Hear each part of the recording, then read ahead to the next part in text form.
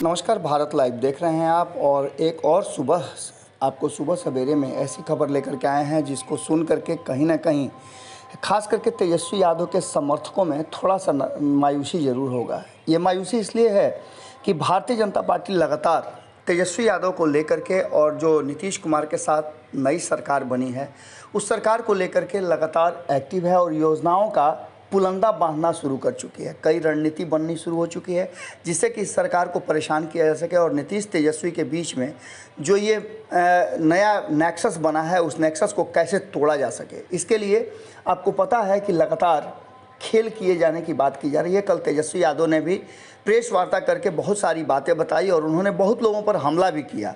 वहीं आपको बताएं कि तेजस्वी यादव के इस हमला के बाद उन पर पलटवार भी किया गया और इस पलटवार के बाद चीज़ें खुल करके सामने आने लगी कि भारतीय जनता पार्टी और इस नई सरकार के बीच में आखिर मुख्य कड़ी क्या है। सबसे पहले भारतीय जनता पार्टी चाहती है कि इस सरकार को अस्थिर करके और तेजस्वी यादव पर दबिश बना करके नीतीश कुमार के साथ संबंधों को ख़त्म किया जाए और इसके लिए लगातार जो योजनाएं और रणनीति बन रही हैं, जिस तरह के बयान आ रहे हैं वो स्पष्ट कर रहे हैं कि भारतीय जनता पार्टी चुप बैठने वाली नहीं है। इस खेल के मैदान में जहां एक तरफ भारतीय जनता पार्टी अपने हैं, वहीं भारतीय जनता पार्टी के जैसा कि तेजस्वी यादव ने कहा कि कई ऐसे सेक्टर हैं जो भारतीय जनता पार्टी के लिए काम कर रहे हैं। उन्होंने सीबीआई, ईडी, आईटी सबका नाम लिया और स्पष्ट तरीके से उनका रिश्ता भी जोड़ा।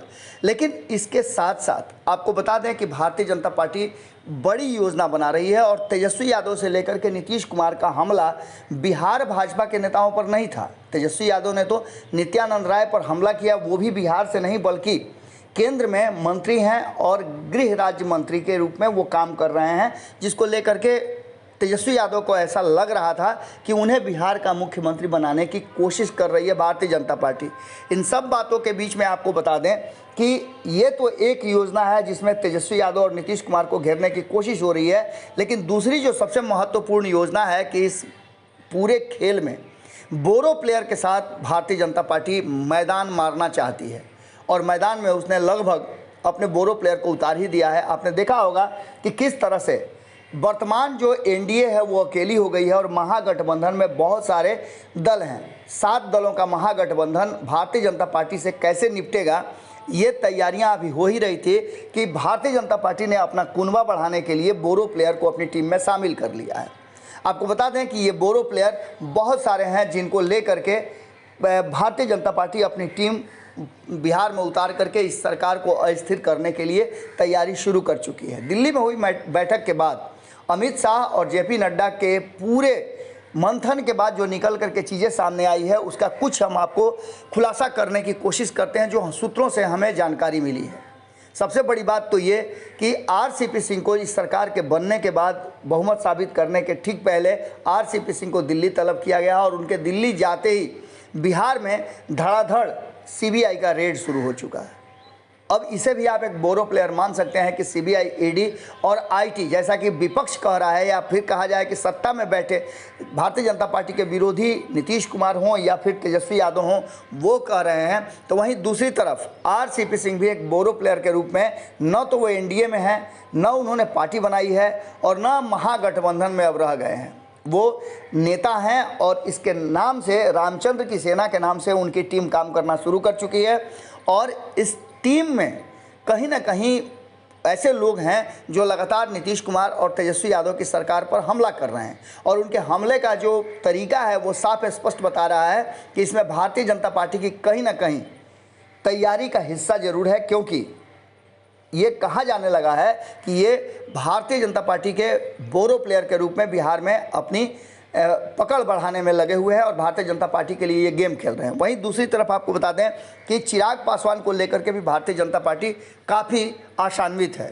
चिराग पासवान ने हालांकि ये स्पष्ट किया है कि वो किसी भी गठबंधन का हिस्सा नहीं है, लेकिन उनके हमले का जो मुख्य बिंदु है और मुख्य इशारा है वो है नीतीश कुमार। नीतीश कुमार की नीतियों और उनके योजनाओं को लेकर के लगातार चिराग पासवान हमलावर हैं।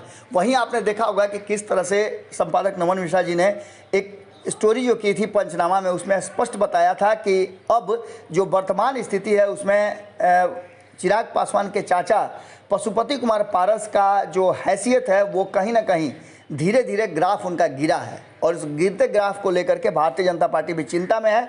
हाल फिलहाल में उनके 3 सांसदों के पाला बदलने की और जदयू में जाने की चर्चा भी थी। इस चर्चा पर कहीं ना कहीं कहा जाता है कि भारतीय जनता पार्टी के पहल के बाद विराम लगा।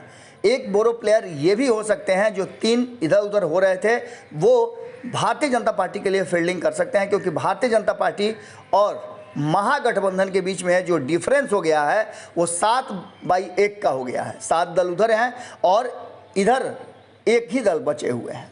इसका सीधा सा मतलब है कि कहीं ना कहीं आने वाले 2024 और 25 के चुनाव में बड़ी समस्या आएगी सीट शेयरिंग को लेकर के। महागठबंधन के सभी नेता इस बात को जान रहे हैं और ये बात भारतीय जनता पार्टी भी जान रही है कि ये गठबंधन लंबा नहीं चलेगा।